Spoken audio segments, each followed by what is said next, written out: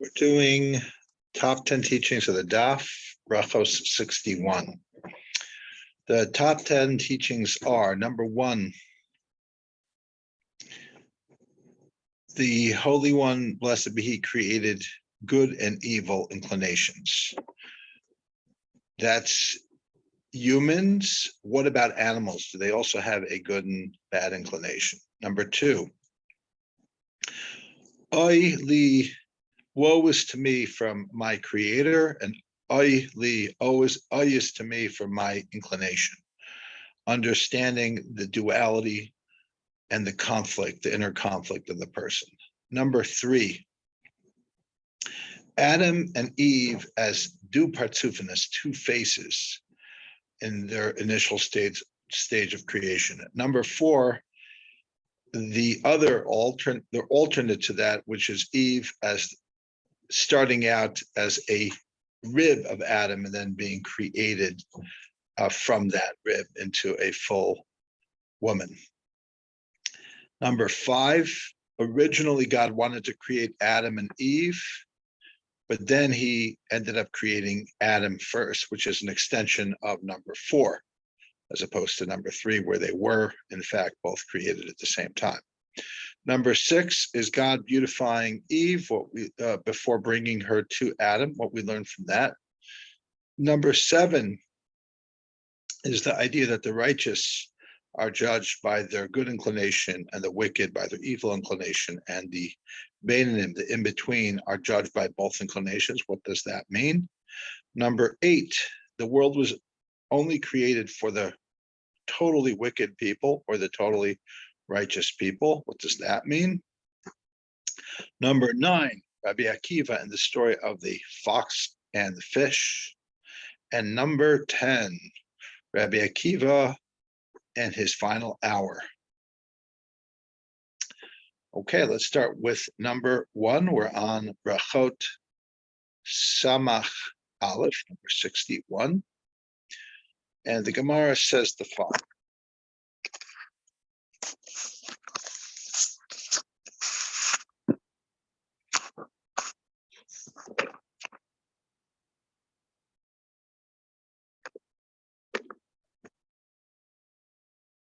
Arash Rav Nachman bar of Chisda. Rav Nachman bar of Chisda offered the following drasha. My vayitzer. For this, you'd have to see it inside. What is the meaning of the verse that has the word God created with two yuds in it? God created Adam with why is there an extra yud in the word vayitzer, which is to create or form? And that teaches us, this is the drasha, this is his teaching, that Shnei Yitzarim bara HaKadosh Baruch Hu, Echad Yetzer Tov, Echad Yetzer Ra, that God created two inclinations, a Yetzer Tov, a good inclination, and a Yetzer Hara, an evil inclination. Okay. Seems pretty straightforward and consistent with what we know about how the Talmud understands the human condition. And actually, that's going to be a common theme of helping us understand the Talmudic view of the psychology of the two inclinations that are battling for supremacy over the human being. But the Gemara is bothered by this drasha, or at least Rabbi Nachman bar Yitzchak is bothered by it, and he challenges it by saying, why does it say, or not say, by the creation of a beast, the same vayetzer, a creation or forming with two yuds? Does not a beast also have a yetzer, an evil inclination? Because we see that they bite and kick, so clearly they do have an evil inclination as well as a good one. Now this doesn't seem to be such a strong challenge because the way many of us understand the Yetzer Hara is that it's animalistic in nature, it's selfish in nature. And therefore, to now say that actually animals do have a Yetzer Tov and a Yetzer Hara, to say that animals do have a good inclination as well as a bad inclination, is, to say the very least, surprising. So that's what the Talmud does. It continues to surprise us, and let's analyze what this means. And what it seems to mean, based on the text itself, some of the commentators, but it's just a simple reading of the text, is that when you, let's say, have a domesticated animal, let's say you have a cow, and this actually works out really well with a whole tractate of the Talmud, or a section of the tractate of the Talmud, that deals with the concept of a shor tam and a shor hamuad. It's a section in shor tam means a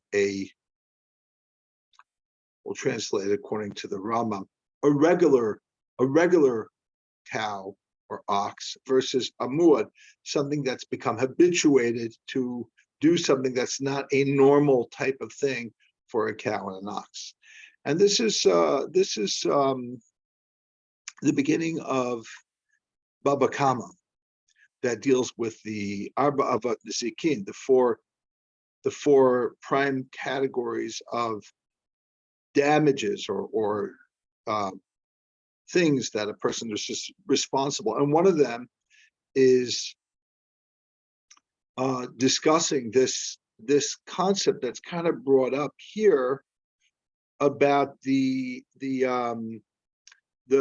shor, the various ways in which a shor can damage. So here it mentions biting and kicking. We also know that there's other things it can do as well. It can eat. Now, eating, interestingly enough, is not one of the things mentioned here, because eating is natural, and eating is something that it can misbehave and eat when it's not supposed to eat. It could eat. You could be going through the marketplace and it could stick its head into somebody's merchandise and eat the person's merchandise, or you could be going somewhere, or it could break into a neighbor's place. So there's all of these things, and that's the Gemara Baba Kama that deals with all of the which is the Av, which is the Tolda, and so on and so forth. But what I wanted to bring out is you have this concept there of a tam and a muad in certain things. For example, goring, we say the regular ox shouldn't gore. So it's almost like we only obligate the person to pay half the price, as opposed to an animal that eats, where it's this regular thing to eat, and you'd pay the full price under certain circumstances. It's beyond the scope of our discussion to get into the nitty-gritty details. It's a beautiful Masechta. We'll get to it, God willing, one day. What the point is that the Torah sees that even there's a psychology of the behaving animal versus the non-behaving animal. And therefore, we're learning that there's a behaving animal when the animal behaves according to the way it's expected to behave. Now, it might require something on the human's part to train it and domesticate it properly. But when those things are done, and it was trained properly, and it in fact does behave, we would say that it's acting in tandem with its Yetzer Tov, with its better inclination, as opposed to when it acts out, when it bites, when it kicks, when it gores, it's acting out in a way of a negative inclination, Yetzer Hara. So this simple dichotomy that we see and talk about, that a person has the two inclinations, the Gemara is trying to say that may be true, that maybe the maximum battle between the two inclinations is going to be in the human being. But don't think that there isn't a battle going on within the animal kingdom as well. Take in point, today most people don't have cows and oxen. We don't live on farms for the most part. But many people have dogs, and they can tell you extensively about their dog's misbehavior, their dog's affection, their dog's lack of training, or the effect of a inadequate training from the owners and how that affects the dog, and so on and so forth. So this idea of kind of leaving out psychology from the animal kingdom is just, it already, the Talmud already understood that we need to understand our domesticated animals and our pets better as also having a good and bad inclination. So that's the first thing. Now, it's still very disturbing because the fact that we're comparing them might lead a person to think that the simple animalistic levels of inclination is exactly what a human is. A human is just another animal, and that's not the case. And that's where we're going to go further and further and unpack what those differences are, as well as those similarities in this page of Talmud. But interestingly enough, we begin with this concept that there are more things in common than many people are aware of. Okay, so that's number one.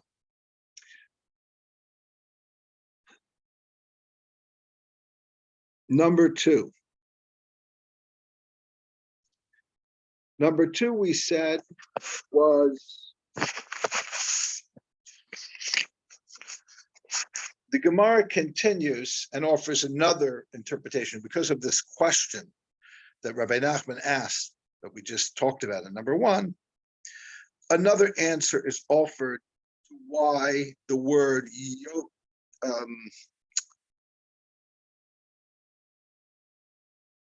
vayetzer, or vayitzer, with two yuds. Why the formation of Adam with two yuds? And this is from Rabbi Shimon ben Pazi, who said it teaches oi li miyotzri v'oi li miyotzri. Whoa, or it's a Hebrew word which we now also use as a Yiddish, or not even Yiddish, just to say oi vei. Oi means whoa. And that's the Hebrew word as well. Oi li miyotzri, whoa, or oi is to me from my creator.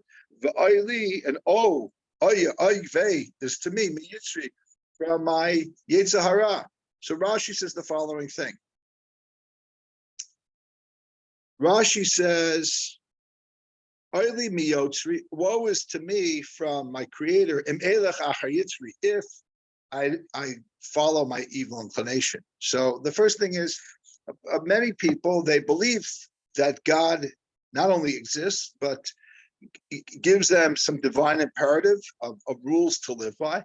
And yet they're tempted to often do the opposite by their own internal desire, we call the Yetzer Hara. It's part of the person, but it isn't necessarily the essence of their soul.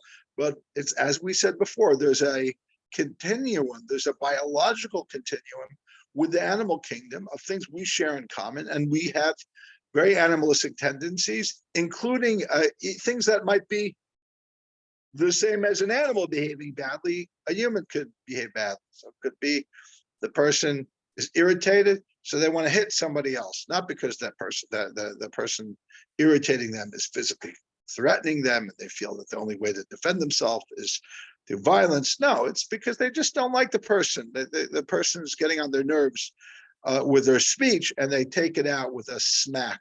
So that's an example of somebody acting out violently, inappropriately, because of their discomfort or whatever it is. And that person is obviously not doing what they were supposed to do if they listen to what God said. Don't hit somebody else. That's one of the mitzvahs of the Torah. We learned it out in the Torah from a particular verse. So that could be one of many examples. There's so many examples, so many endless examples of the Yetzer Hara taking somebody away from what they believe is the right thing. So when the person does that, they should feel a little bit of guilt of like, oh, I let down my creator by following the desire of my Yetzer Hara. And then Rashi continues and says the following. If the person doesn't succumb to the desire of the Yetzer Hara, they hold back,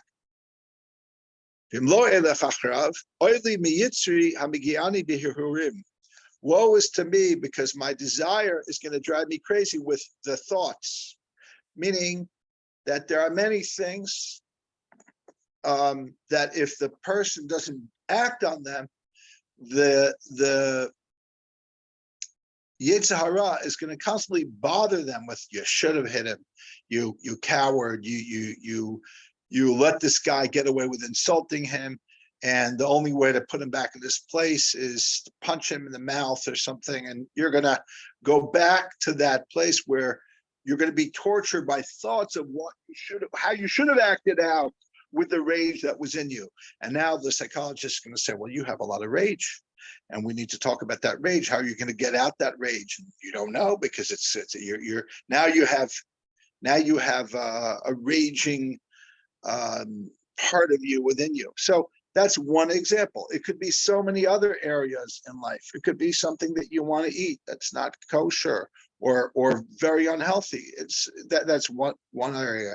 It could be areas of many things that when you don't do them, it doesn't mean that the Yetzer Hara is going to say, okay, you didn't do it. You didn't. No, the Yetzer Hara is going to stay after you and going to make you want to continuously bother you to do that thing that's wrong.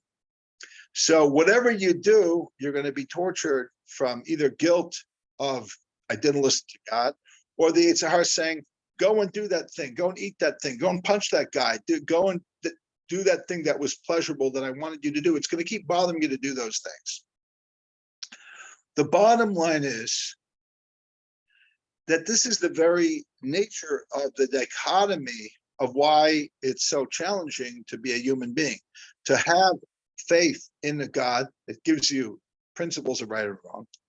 And on the other hand, by the way, even the people claim they're atheists, they still believe in right and wrong for the most part. So they're not really pure atheists. They come up with other excuses of how there would be some other rationale of why there would be right and wrong.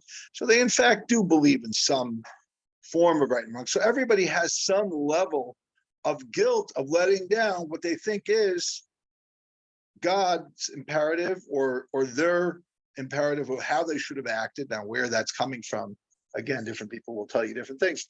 And then on the other hand, when they do live up to their moral principles, it doesn't mean that the Yetzer Hara is going to make it easy on them. So they're going to be tortured.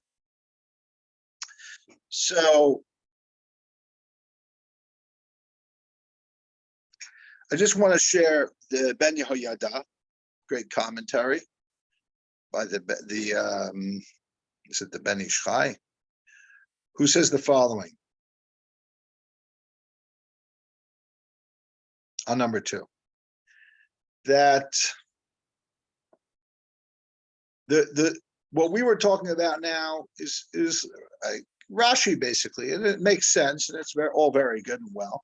But sometimes there's a hidden agenda where the Yetzer Hara doesn't come on with the power to get you to really do an avera. It does the opposite. It gets you to do a mitzvah, but then it gets you on the high horse. Have you ever met somebody who every time they do a mitzvah, it just increases their arrogance 1,000-fold? Like they become unbearably haughty. So it's like what it is woe is to that person that their Yetzer Hara fooled them into doing a mitzvah to make them feel superior to everyone else in an unwarranted way. Meaning, of course, there's a little bit of pride in a good thing, but the extent of this person's pride, their mitzvah itself becomes an avera. Now, where do we see that? We see, for example, the Mishnah Pirkei Avos says that don't make the Torah something like a crown to take pride in, or a tool to like cut down other people in. And clearly, some people are using Torah and mitzvot in a way that's very selfish and self-serving, and the Yetzer Hara has infiltrated their way of doing mitzvot. So the Ben Yehoyada asks us to take a deeper look, not just at our averot, to not do averot, but even at our mitzvot, to make sure that the Yetzer Hara has not gotten control of us by letting us do a mitzvah and then belittling everyone else and having a false sense of superiority that's not commensurate to what we've done. Okay, there's more on that, but we'll get to that as well later when we talk about the book of the Tanya and how important the understanding of this daf is to connect it to the ideas of the Tanya. Okay. Oh, let me mention let me mention a little bit of the Tanya now, as well as Rabbi Ashlag in number 2, because that'll help us when we get to number 7 and 8, because this is kind of a prelude to 7 and 8. So basically what you have in the Tanya is understanding the two souls, that there's not just two inclinations, which is the Gemara is saying, but that the source of each inclination is a different soul.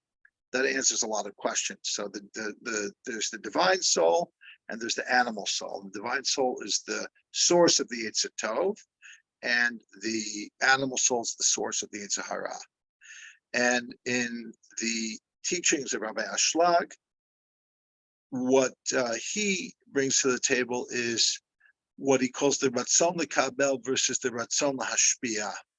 The divine soul, the source of the divine soul is divine, and the ultimate thing that God does is he's a giver. He creates the world, he gives kindness, doesn't need anything for himself. And that's what the divine soul represents, as opposed to the animal soul is the Ratzon L'Kabel, the desire to receive, to say, I need, I want, it's all about me. So that's two ways, the way of the Tanya and the way of Rabbi Ashlag, to set up for some of the things in number 2, as well as number 7 and 8 as well. We'll get back to them in more detail later. Okay, now we're up to number 3. Number 3 is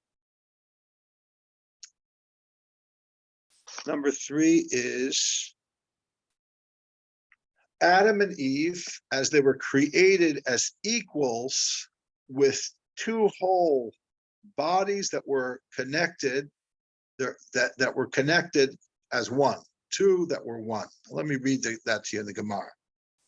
So the Gemara says, Du partsufim bara HaKadosh Baruch Hu ba'adam harishon. Two figures God created in Adam. In other words, it was really Adam and Eve.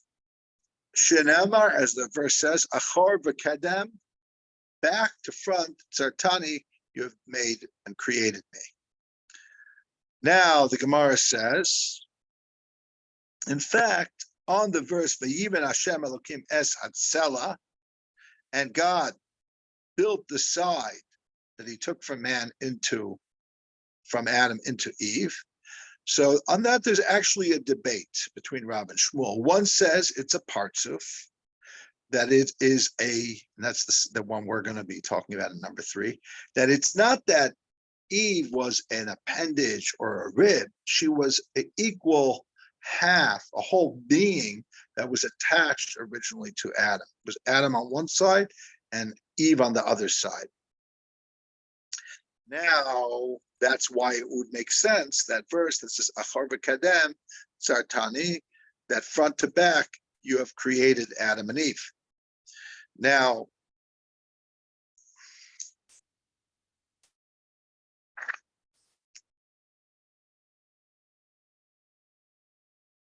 that's also what we were referring to in number 1, about Yetzer, that God created us with two yuds, that there was a duality. There was the male and female that were created as one.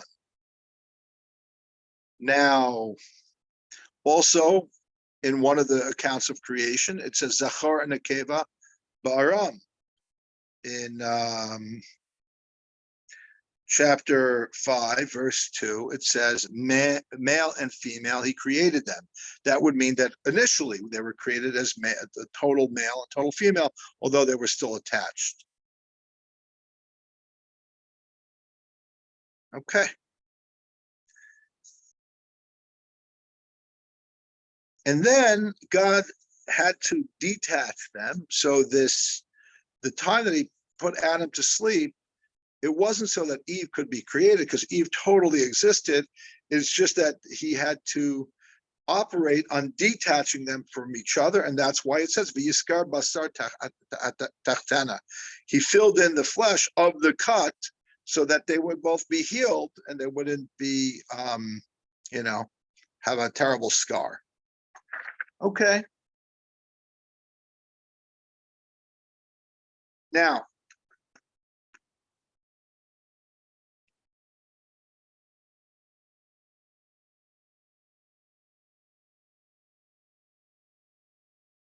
this concept is also a similar concept that's found in Greek mythology. I believe it's in maybe it's in the Symposium, where it talks about how there was that the original humans were created front to back, and they would defend themselves, and they fought against the Greek gods, and they gave them a run for their money. So when the Greek gods finally suppressed the rebellion, they divided them up. And therefore, according to this Greek mythology, men and women are always looking to be reunited because they originally came together. The very similar concept that we talk about in soul, in terms of a soulmate, that we were originally one or connected, and we got split apart. So we're looking for each other. Particularly, a man looks for the woman, according to the Gemara. So that's the Greek mythology. But let's talk a little bit about the Kabbalistic, particularly the concepts in the Arizal. So first of all, a big part of the Arizal is based on the understanding of what he calls the Partsufim. The Partsufim means the face or the features of not just the face, but the levels that are metaphysically corresponding to a prototype of which the human soul will eventually be based on.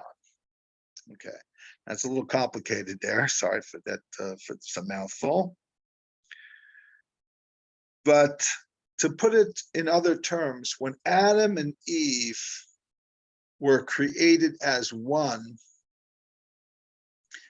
they represented the potential of all of the souls that would eventually come out of them. But they also represented an early stage in which, for a specific reason, they needed to be united and not separated from the get-go. And the reason that's given in the Kabbalah of the Ari is that when something isn't developed enough, so then there's a vulnerability for the klipot, for the forces of darkness, to infiltrate that level of whatever it is that's still vulnerable. So since Adam and Eve hadn't yet gone through enough tikkunim, enough rectifications to safeguard their backs, the backs represented their vulnerability of that which wasn't developed enough, they had to have their backs attached so they wouldn't be vulnerable. In a sense, there's a similarity to this idea that they could safeguard each other because they were back to back, so they could defend one another, not so much on a physical battle, but a spiritual battle.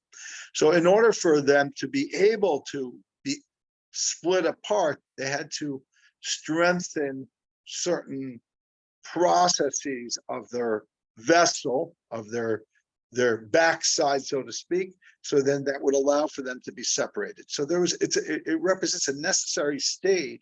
Many of the things in the story of Genesis like this back-to-back thing and then being separated according to this are explained in Luriana Kabbalah to be the unfolding of the stages of how we get from God's will to create the world to actually being in existence. So this is a necessary stage. So that's number 3.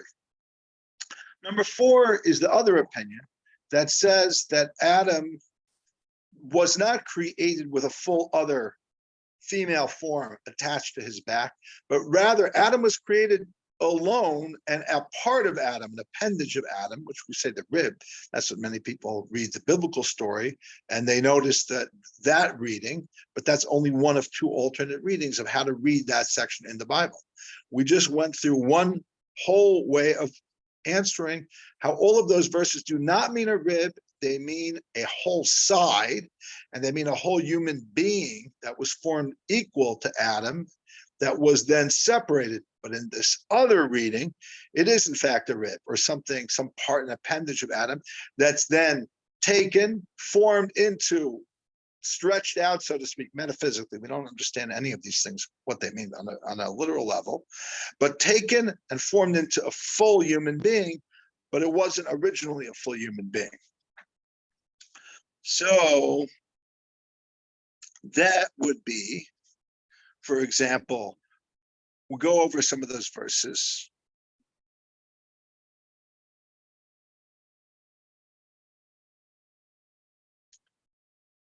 And explain them.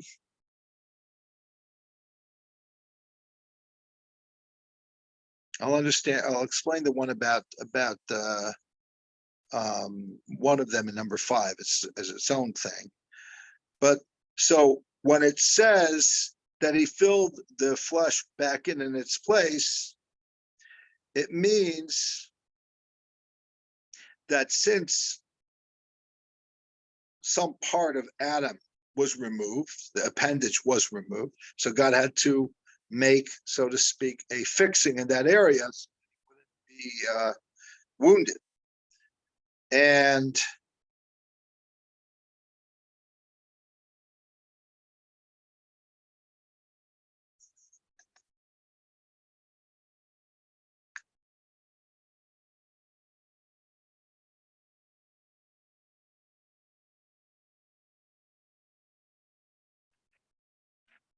a number of other things. I'm not going to go through each thing, and the Gemara explains it. For example, by Yevon, he built her. It would make more sense in the verse in Genesis chapter 2, verse 22, is that he literally took something very small out of Adam and built her into a whole being. That actually is more problematic for the earlier opinion and fits in better into the text with this idea that he took her from an appendage of Adam, and God took Eve from an appendage of Adam and built it out. Now,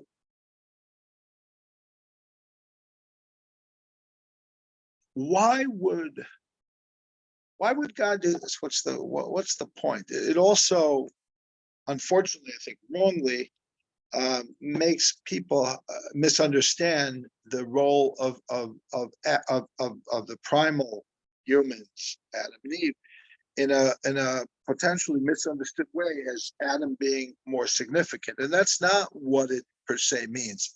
But what it does mean is the following. There's a few things we say that we can learn out from this.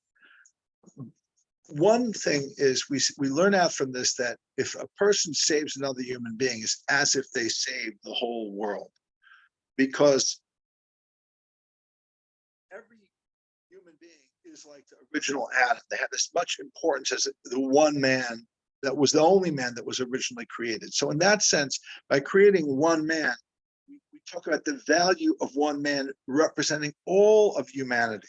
So in that sense, whether it didn't have to be Adam, it could have been Eve, arguably. It just had to be one of the two that was created first, teach you that that one life is a whole world. A related thought to one life being the whole world is as important as it is to find a soulmate and to get married, start a family, all those things. It's a mitzvah to do that. At the same time, a lot of people feel inadequate on their own. as if they're only validated with somebody else. And while there is good reason to have something that gets you out of your own comfort zone and go out there and go on a shidduch and find somebody, if the person is always feeling inadequate and always needs somebody else to validate them, that's the Gemara, my understanding of perhaps the Gemara interpreting the idea of the rib is telling us, no. There is a part of Adam and a part of Eve, for that matter, that you stand alone. You stand alone between you and God. You don't always need yourself as I am a husband or a wife. There's a part of you that could be, you exist on your own. Later on, God will create a soulmate for you, and you'll also have to find that person. But it's an also, it's not an only. So it's to bring home the idea that not only is every human being a whole universe, and if you save them, it's like you save the whole universe.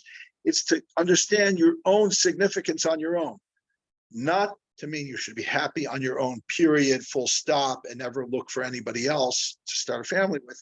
It just means there should be some part of you that recognizes the essential you-ness that God created you as an individual. He also created you as part of a potentially loving couple, but that's not the only thing that he created you as. So perhaps this teaching of Adam being created alone gives room for those who need that to strengthen their own individuality. If it's too shaky and they're always looking for validation and have like inferiority complex without it. So maybe that's another reason, another thing we can take out of that. So that's number 4. Number 5 is extension of this conversation of 3 and 4, which is that originally God wanted to create Adam and Eve. According to even the 4th interpretation, that Eve was, so to speak, originally just part of Adam's rib and then expanded on, is that really that wasn't the plan originally. God wanted to make Adam and Eve either together or separate, whichever one. But then he, in fact, created Adam first and then Eve out of Adam. So the question is, what does that mean? Now, I don't really know what that means, but we know there's a parallel to this in the Gemara in Rosh Hashanah that says that there's a debate between Rabbi Elazar and Rabbi Yeshua about whether God created the world in Nisan or Tishrei. And one of the things Tosfos talks about it is that it's possible to say that he desired to create the world in one of those times in machshava, in thought, but in Maaseh, in actuality, he created it at the other time. So, for example, it could be that in actuality he wanted to create it in Nisan, and in actuality, in potential, he wanted to create it in Nisan, but then in actuality, he created it in Tishrei. That's one way of looking at it. That's actually, I don't think Tosfos says that way, but that's one way. Which would mean what? Which would mean that, for example, Nisan represents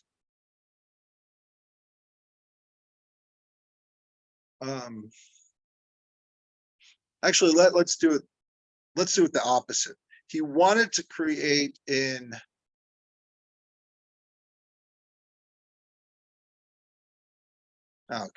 whichever one.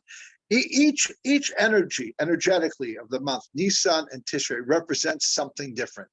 So on the one hand, he wanted to include, let's say, Nisan represents the beauty of God gifting the world with a beautiful spring, and that represents certain kindness that he's giving to the world. So on the one hand, he wanted to do it out of a pure act of kindness and love.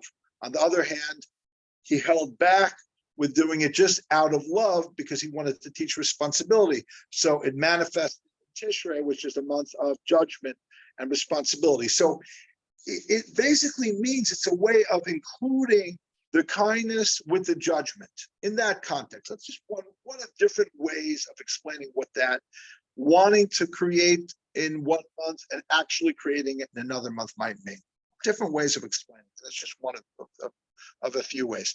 Now, how's that relevant to what God wanted to do to create Adam and Eve together? And then in actuality, only creating Adam first. And the answer would be similar in that he wanted to create us together because he wants it to be that man and women are equal ultimately. And there might have been a process in which people going through history didn't think that for whatever the reason, because the woman had to be more involved in raising the children and things like that. So the man had more of a responsibility in front of the community for whatever the situation was. But ultimately they are equal. So therefore, God wanted to make Adam and Eve to show the whole world they're equal, they're the same. But in actuality, Adam preceded Eve, perhaps because historically speaking, there had to be a period in which the man took the lead before they could really be considered equal. That's one of many interpretations of what the potential versus the actual could represent. Okay, so that's number 5. Now we're up to number 6. Number 6 is that God beautified Eve before he brought her to Adam. The Gemara says the following.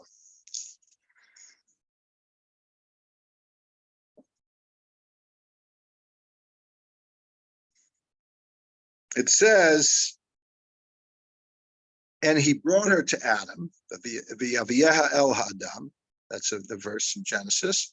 And Rabbi Yirmiyah ben Elazar says that teaches us that God was the Shushrin. Shushrin is like the equivalent of what we call the best man or the best woman, or the maids of honor. Different kind of contemporary ways of designating special relationships in the wedding party.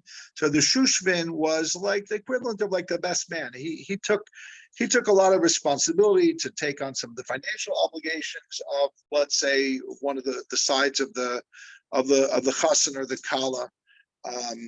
So in this case, who's the best man? Who's the Shushvin? Who's the one who accompanies Adam and Eve? Because it's God. So since he's the Shushvin for Adam, so he took it upon himself to arrange the details of the wedding. So what do we learn from this? We learn from this that even a great man shouldn't say, a man who is wealthy or powerful or learned, shouldn't say, who is this plain person that I should take care of them and help them be their best man for the wedding? God didn't say that. God said, I'm going to help them. And the Gemara also says that on the verse Vayiben Hashem es hatzela, that God built Eve according to the opinion that Eve was already built. It doesn't mean he built her, it means he beautified her, because they would call somebody's hair that's braided a binyan, like it's some type of build. They would build it, whatever that means, like to make a nice, beautiful hairdo is like a building. It's an expression that they would call a braider of hair a builder in some place overseas. In I don't know where that place is. So what does that teach us? It teaches us that God was not just bringing her, but beautifying her, making her hair look really beautiful. So there's a thing about feminine beauty. A lot of people are like, what's why not just have the natural beauty? Why bother with beauty products and working on it? And apparently, according to this Gemara, it was worth God's time to almost mystify the feminine. I'm going to understand or interpret the beautifying her hair to mean that there's some mystical divine element into the feminine beauty that God is imbuing into the making of the hair. And that represents the unknowable quality that God gives to a woman to make a man desire her. in particular situations, especially for a bride to a groom. That's particularly what we're looking at right now. So that's number 6, God beautifying Eve. Now we get to number 7, 8, 9, and 10. 7, 8, and 9 are really going to be related, and they have to do with understanding the psychology of the human experience according to the Gemara and according to some later interpreters of the Gemara. Number 7 is the Gemara says the following. Turn the page to Samach Aleph Amud Beis.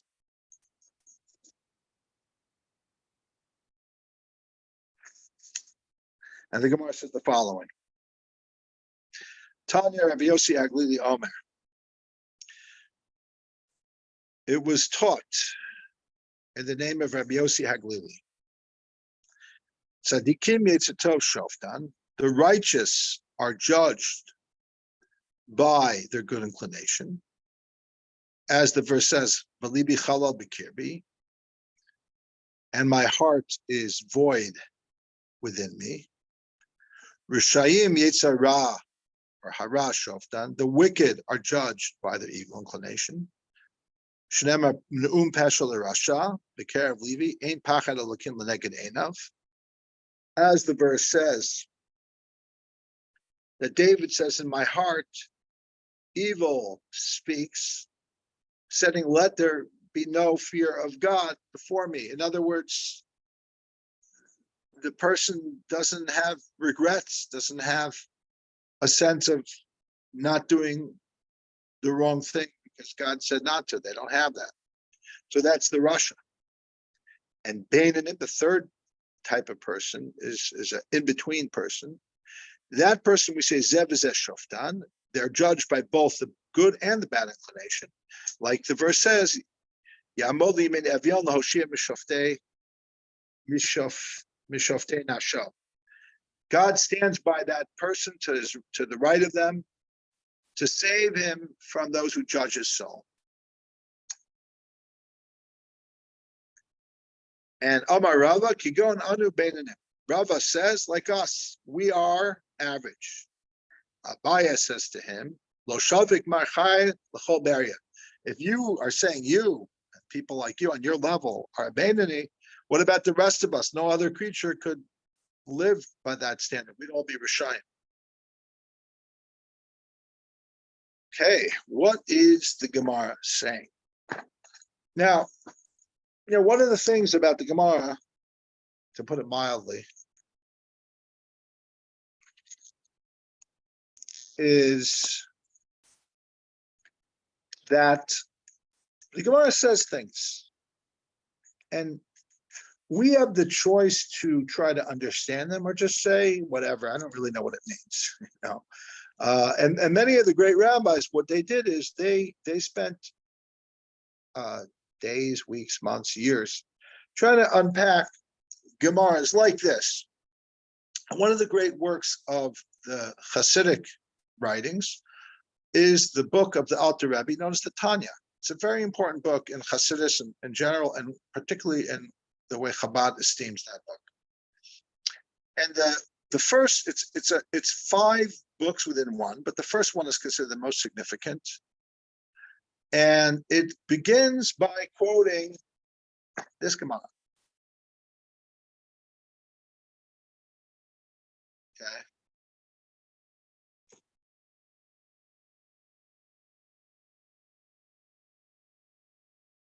Let me see if I remember what the Tanya actually begins with. Tanya. It's actually, it doesn't start with this Gemara. It starts with another Gemara, a parallel Gemara of Mashmian Osotei Tzaddik V'Altei Rasha. We make a soul before it's born swear that it's going to be righteous and not wicked. And even if the whole world does in fact tell this person they are tzaddik, they should see themselves as a wicked person. And the Tanya goes on to ask a series of questions that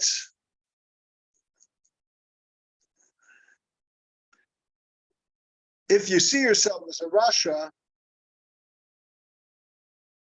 that's going to be problematic. You're gonna think badly of yourself. And then the Tanya goes on to bring in this Gemara and other Gemaras and talk about, well, what is a tzaddik? What is a Rasha? And what is a Beinoni? And it comes up with the following answer. And I'm simplifying because anybody who wants to know what the Tanya says should, there's plenty of translations and commentaries in the Tanya. There's no shortage of that. So I'm going to simplify and say the following. The tzaddik is not just somebody who mostly does good, which is what a simple reading of the section of the Talmud here would be. A tzaddik is mostly good, a Rasha is mostly bad, a Beinoni is really in the middle. But the Tanya says that's a borrowed term to use that as a tzaddik is mostly good. A real tzaddik is all good. A real Rasha isn't all bad. Is anybody who does a bad thing, before they do tshuva on the bad thing, they're associated with that bad act, and they're a Rasha. And then to be able to explain what's a bad thing, is it just a bad action, or what if it's a bad speech or a bad thought? So here's where the Alter Rebbe comes up with the big chiddush, very controversial in the sense that it's very far from the simple reading of the Gemara, of the text. But he uses this thing of Rava, it's either Rava or Rabba, that says, Kigon anu beinanim. He has another version, Kigon, like, I'm a Beinoni. To say, if Rabba thought he was a Beinoni, it must be that a Beinoni does everything right in their thought and speech and action. The only thing is they have unconscious thoughts that well up that are inappropriate, but they control those thoughts and don't let them they control them to they're just fleeting thoughts that they don't dwell on. Their conscious mind, they're in control of. Their unconscious mind, they're not in control of. So the thoughts come up, but they don't dwell on them. They just push them aside. So a Beinoni is basically doesn't control their unconscious, isn't a tzaddik on an unconscious level, but in conscious thoughts and speech and action, it's all according to the Torah and the mitzvah. And that would explain why Rava could think of himself as a Beinoni.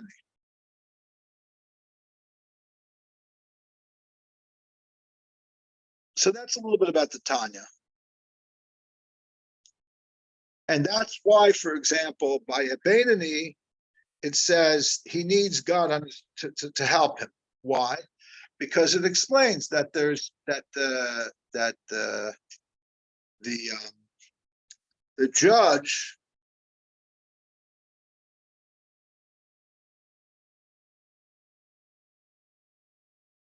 doesn't mean who controls you. It just means an opinion. A judge offers an opinion. There's different judges, they offer their opinion. So the judge offers an opinion of what wants the Beinoni to do. But there could be the bad judge, meaning the Yetzer Hara still has an opinion of what it wants the Beinoni to do. The Beinoni just decides not to listen to it. And the only way it doesn't listen to it in thought, speech, and action is because God saves him.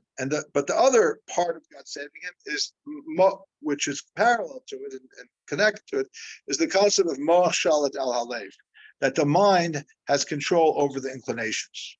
Because then it gets into details of how the primary resting place of the Yetzer Tov, which is connected to not just a good inclination, but connected and an outcome, a derivative of the Nefesh Elokit, the divine soul, is more associated with mental abilities. And the Yetzer Hara, the evil inclination or bad inclination, which is more connected to the Nefesh HaBa'amiyut, the animal soul, is more connected to the physiological part of the heart, the boom, boom, boom, that wants to do whatever it wants to do. And they're in constant battle. And it's the Yetzer Tov can infiltrate the mind into the heart, and the Yetzer Hara can infiltrate from the heart into the mind. And they're constantly in battle for the person, for the different parts of the person. And the Beinoni exerts self-control because he or she learns the concept of how to use moach shalit al halev, the mind, to control the heart. And that's what many of the meditations or contemplation practices that are in the Tanya are, to kind of build you up, to give you the ability to do that. It's very hard in practice. Interesting theory. And as the Tanya itself says, halavai, if only a person could be abandoning for a small amount of time, an hour or a minute, different ways of reading it. Sha'achas kol yamav, even just a moment in their whole life to reach that level of abandoning would be a very high level. So that's the Tanya. Now we go on to number 8.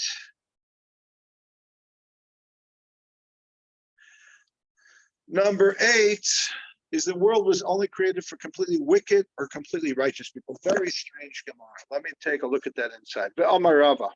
And Rava says, Lo ivre alma el rishoy gemara el tzedekah gemara. The world was only created for completely righteous or completely wicked people. And Rava says, Leida inish benashe and tzedek gamar hu im lav. Person should know whether they're completely righteous or not. Amar Rav lo ivri alma elo la'acha ben Amri elo Chanina ben Dosa. Rav says, following a little bit this earlier statement that the world was only created for the completely righteous, completely wicked, Rav says the world was only created for the really awful Ahab, was married to Jezebel, who really just stole and killed to take whatever he wanted for himself with his wife. Terrible people. And on the good side, Rabbi Chanina ben Dosa, the miracle worker, Rabbi Chanina ben Dosa, who many miraculous things happened through his prayer, who only sustained himself with a little bit of small measure of carobs, and the whole world was getting its sustenance in the merit of Rabbi Chanina ben Dosa, and he took almost nothing for himself on a physical world.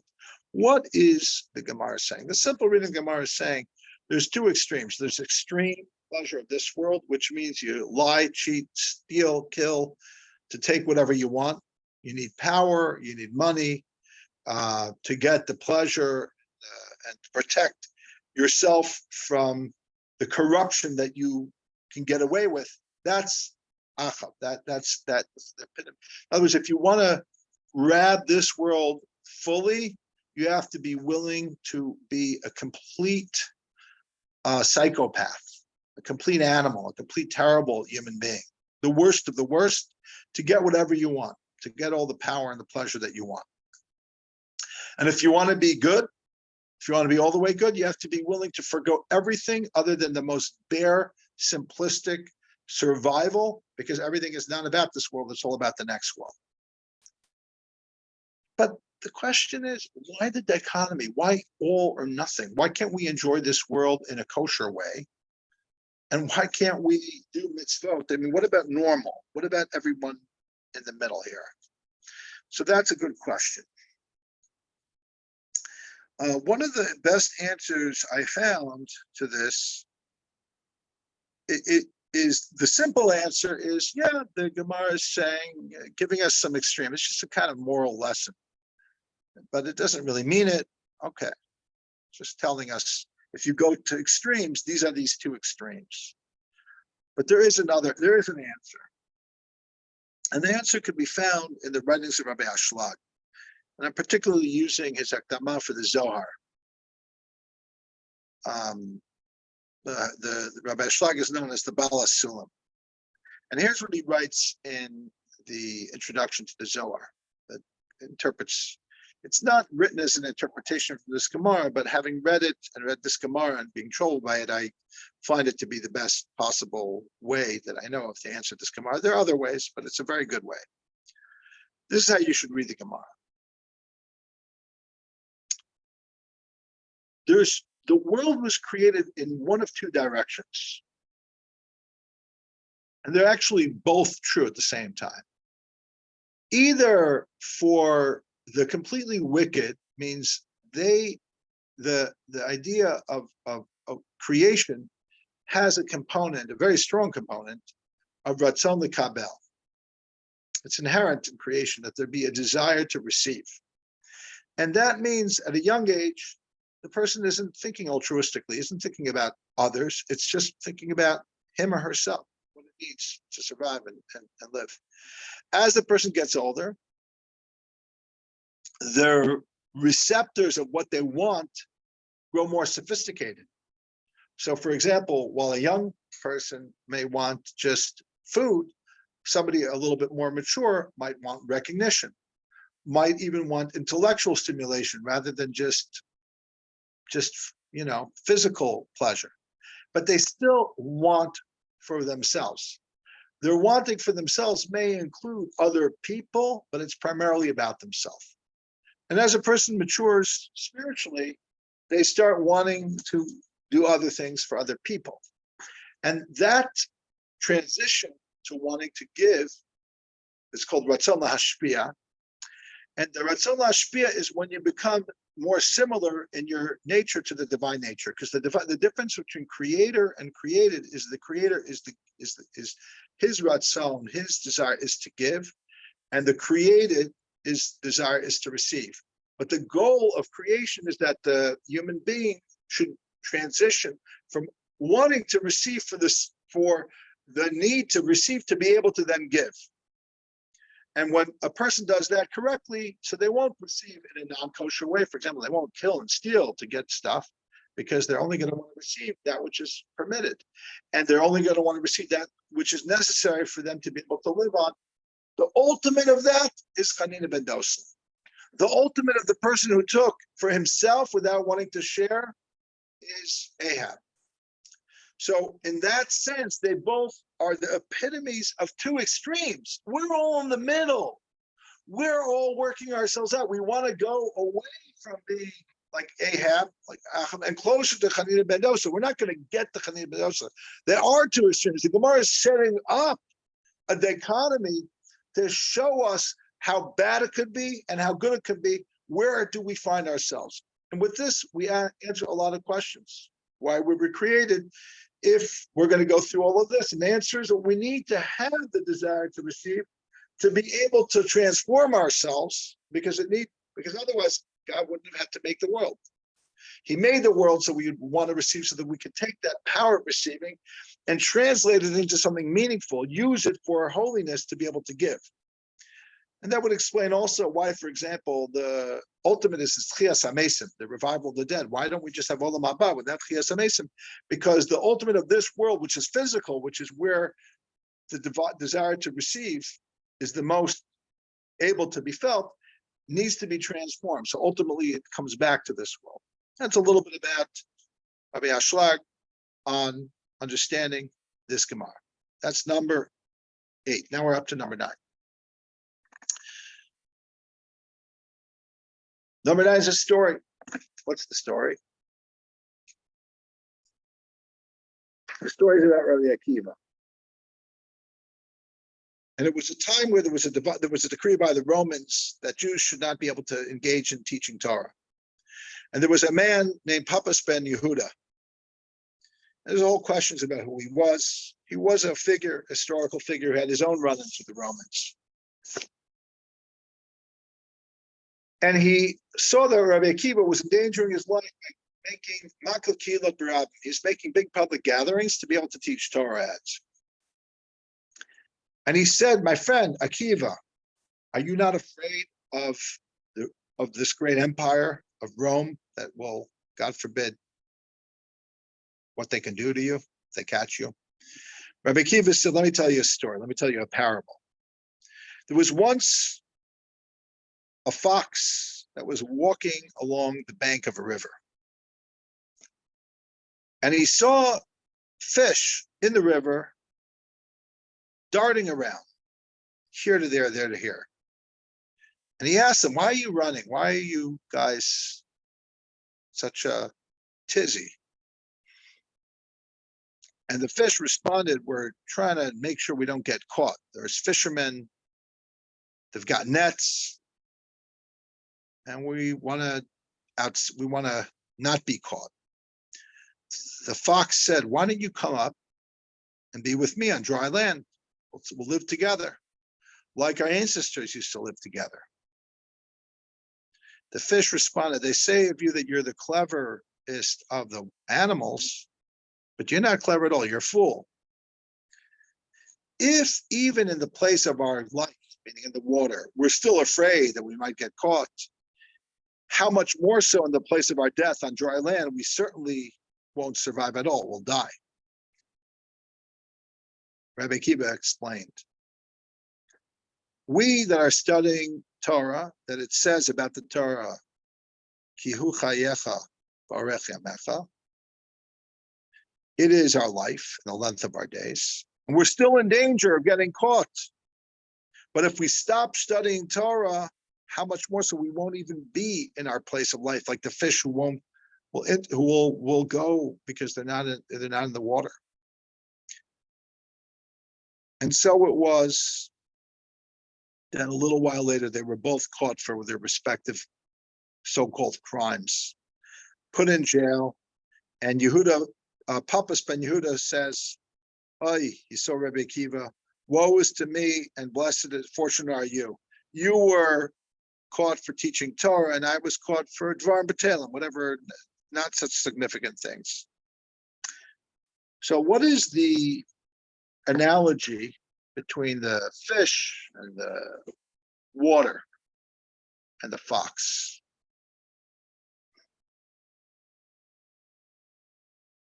Some people say that the fox represents the nations of the world that tell the Jewish people, just stop it already with your mishagas of trying to be Jewish. Just assimilate and be like the rest of us. When in Rome, and what is the popular expression? When in Rome. So you're in Rome, come up on dry land and just become part of the Roman society. Stop with the Jewish stuff already. So that's one way of understanding it. Another way of understanding it is that what does the water represent? So we know, for example, that when the water split during the time of the Jews, the children of Israel leaving Egypt, and the Medrash tells us that Ra Shivcha Aliyam, that a maidservant saw a higher level of prophecy than Yecheskel ben Buzi saw, which means that when the water split, that meant insight of what was going on beneath the surface of the water. And to explain that underneath the surface of the water, Kol ma sheyesh b'yam, asher yesh b'yam, whatever is in the land also exists in the water as well. The difference is that in the water, it's concealed because it's covered over by water. Most people can't breathe underwater. It's a new thing, this ocean exploration. But what that represents spiritually is a whole universe of things that are there but unseen, a spiritual place. So the fact that Rabbi Akiva used the analogy of the fish in the sea, it wasn't just an accident. It wasn't just a brilliant parable of animals talking to each other, talking animals, great feature film for Disney. But what it was very specific. The fish of the sea represent a whole way of being that's permeated by another level of consciousness that we're not even aware of if we're up on dry land. So when the fox said, "Come up to the dry land," the response of the fish is, they say you're the wisest, and you don't get it at all. This is the source of our life. Our source of our life is on this level. It's not that we're, just regular people, but we also want to do a little mitzvah over here and a mitzvah over there, retain a little Jewish identity. That's the problem with a lot of people in the world. They think Judaism is just a thing of Jewish identity, as if it's some, I don't know, like name you call yourself. And Akiva says, no, the Torah, which is our lives, the Torah that takes us beneath the surface of what things are to this spiritual reality, that's really where we want to be. It's not safe there either, but that's who we are. We want to live on that level where we're submerged in that other dimension of divine existence. It's a very spiritual teaching. A lot of people are not ready for it. But that's what Rabbi Akiva was trying to tell him. Now, Rabbi Akiva was in a very high level. We're not on Rabbi Akiva's level, so Papas Ben Yehuda was a good man. He was in prison for political reasons that he was also doing mitzvot. He was also doing good things. He took the blame for something that wasn't his fault to save Jews from being killed, according to another parallel story in another place. But yet it was Rabbi Akiva who saw this whole nother level of reality. What level of reality did he see? So that's number 10. Rabbi Akiva's final hour. Greatest rabbis who ever lived at his greatest moment. The time they took Rabbi Akiva out to be executed was the time of reciting the Shema. They were torturing him. They were combing his flesh with iron combs. But he was receiving upon himself that God is the king. His students said to him, "Our master, how much?" Meaning, how are you able to even think about God at this moment of torture? Rabbi Akiva responded, "My whole life, I was bothered about the verse that says, B'chol nafshecha." We say, B'chol levav, we say in the Shema, B'chol levavcha, B'chol nafshecha, B'chol ma'odecha, with all of your heart, 2 hearts, Yetzer Tov, Yetzer Hara, all of your soul and all of your might. But I was bothered, the thing that I obsessed about, Rabbi Akiva says, is all of your life, all of your soul, all of your life. Would that happen, that I could actually do that? Would I be able to willingly give my life up in my faith for God? Now that it's come before me, should I not do this? And he was saying along Echad, Shema Yisrael, Adonai Eloheinu, Adonai Echad. Hear, O Israel, the Lord our God, the Lord is our God, God is one. He was saying the one, he was saying a very long one. And that's when his soul departed. And a bas kol, a heavenly voice went out and said, Ashrecha Rabbi Akiva, Nishmascha, Shiyatza Nishmascha Be'echad. Praiseworthy are you, Rabbi Akiva, that your soul went out in one. The angel said before God, is this the Torah? Is this its rewards? And God responded to them, their portion is eternal life. And a heavenly voice went out and says, fortunate are you, Rabbi Akiva, that you are invited to go straight into heaven in the world to come. Now, very, very, very heavy stuff.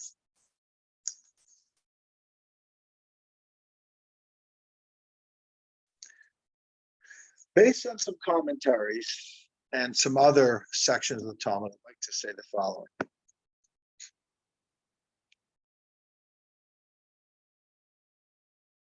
Rabbi Akiva was not killed by the Romans. He would have been killed eventually. Rabbi Akiva had what's called kalos hanefesh. He died not simply al kiddush Hashem, sanctifying God's name. He did on some level. But he died because of his intense attraction to unite his soul with God. His level of b'chol nafshecha meant to love God with all of his soul, meant that his whole soul would literally leave his body in its love of God.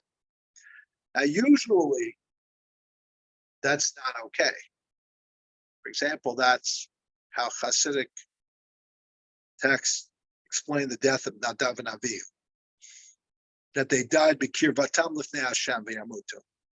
They died in their quest to get close to God because they had a ratzon, had a desire, and they didn't have the shov. They didn't have the ability or desire to be held down in this physical world. They just wanted to go up. We also know in the story of the Arba Shenichlas the Pardes, the four that went into Pardes. Rabbi Akiva was one of them. Ben Zoma, Ben Azai, Elisha ben Avuya, Acher, we call him. Ben Azai, according to Rashi, he saw God. That's why he died. Toshus is actually bothered. He says that means that Ben Azai saw what Moshe couldn't see, because Moshe, it says by Moshe, Kilo Yirani Alam B'chai. No one can see me and live. That would mean that Ben Azai saw something that Moshe couldn't see, and we know that nobody can see higher than Moshe. So Toshus has another opinion. I'd like to propose that Rabbi Akiva, who nichlas b'shalom v'yatz b'shalom, at that occasion he went in peace and he came out in peace. He saw what he saw, but he came back. He didn't die. Like Moshe, Kilo Yirani Adam B'chai, you can't see God and live. At this point, Rabbi Akiva was ready to see God and not live, and that's what happened. That's why Rabbi Akiva is the source of Torah Shabbat. That's why, as great as Moshe is in the Tanakh, Rabbi Akiva is that, and on some levels, even greater. And we know nobody is as great as Moshe, and that's true. But that would explain why later on, Moshe would see Rabbi Akiva expounding on the Tagin, the letter, the crowns of the letters, and he would not know the answer to what Rabbi Akiva was talking about. So on some level, Rabbi Akiva, some level, surpassed him. On another level, he did not. And that is what Rabbi Akiva was doing when he died, not just simply from physical torture. It's not like he killed himself because he was going to die anyway. He died a little bit early in a state of divine unity, in a state of divine oneness. That's the highest death a person can have, to die be'echad, with oneness. According to Rav Moshe, there's no mitzvah to be tortured. So to die a little earlier than he would have, he could have held out a little bit longer if he didn't die in the state of unity, is not anything wrong. On the contrary, he died be'echad, he died sanctifying God's name. Rather than just be murdered, he died in the kiss of God, to be able to see God. Maybe we zocheh, maybe we merit to live with the Spirit, not to have to die with it, but to live with it.